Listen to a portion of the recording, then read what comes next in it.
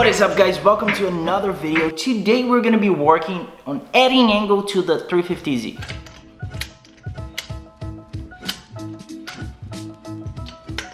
The whole time I have been drifting with stock angle, and that's not really great. So what we're going to be doing today is replacing and adding spacers to the tie rods, and we're also going to be cutting the bump stops.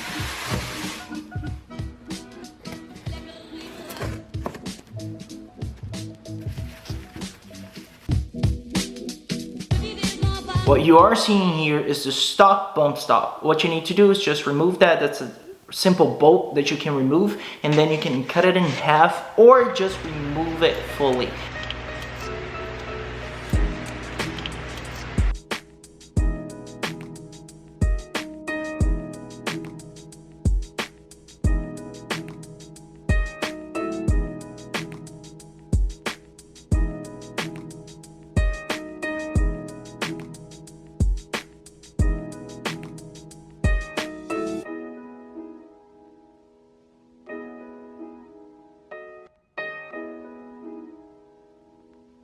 The reason why I decided to change the tie rod and not just add the little washer as a spacer is because the new one has more threads. It's longer, has more threads, which means that if I hit a bump or something, it's not as easy for the tie rod to basically strip out and I lose control of one wheel basically, so like just break the tie rod. I just wanted to be safe, but if you want to save even more money, you just add the spacer and that's cents.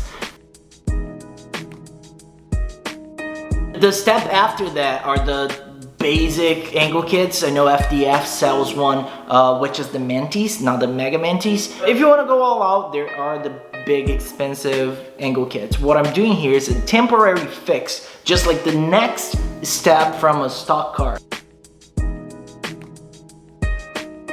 We already talked about this before, but I like to improve the car like gradually, like slowly. Every time I go to the track, it's a little better, or improve my driving, the car is better. I wanted to improve things as I improved my driving.